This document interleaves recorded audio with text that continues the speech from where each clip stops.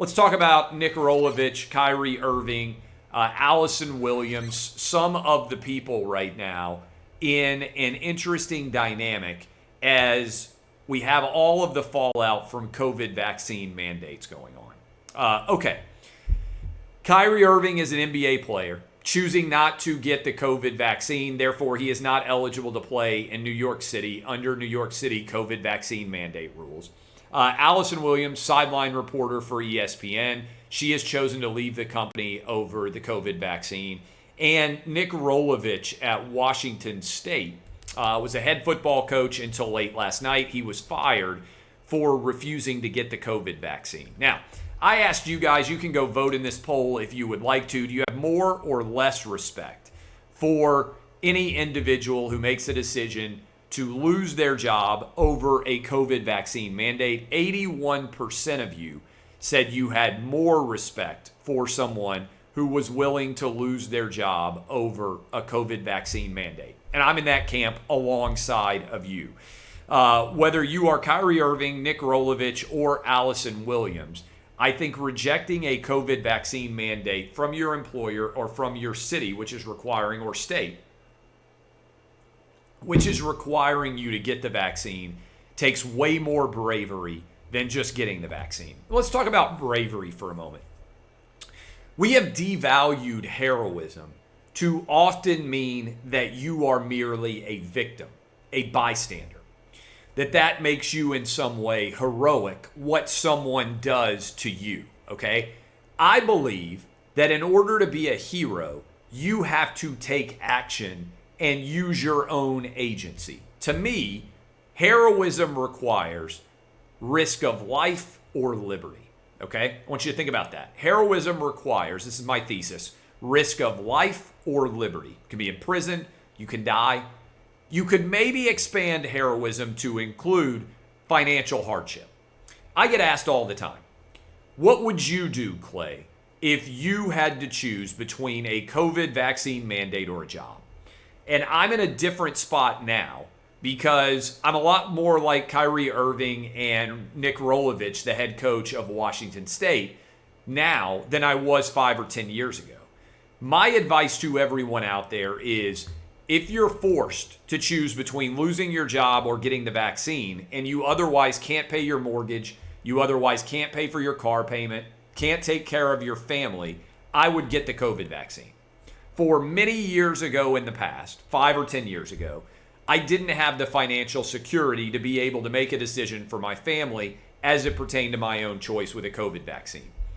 But if I am in a state of financial security, I would be willing to stand on principle. So I want to say this.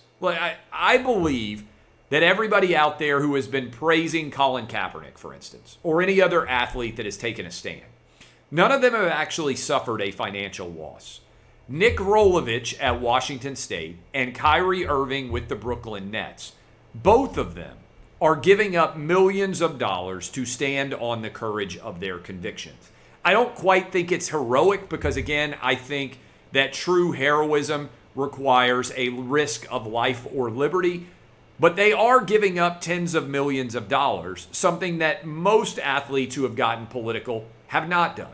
In fact, most athletes who have gotten political, like Colin Kaepernick, have ended up making more money than they otherwise would have by advocating for political beliefs. So, what I would say in general is I support these individuals, and I think history is going to look upon them in a more fond direction than it does for people out there who meekly acquiesced to a vaccine mandate that I believe is unconstitutional coming from the federal government.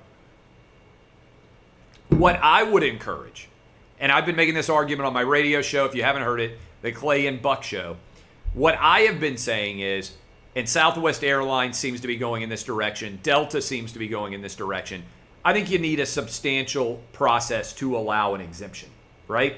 For religious or health reasons, if I ran a company that had over 100 employees, I would allow anyone who wants to be exempt for providing any health or religious reason at all. And I'll say they're doing this with my kids' schools.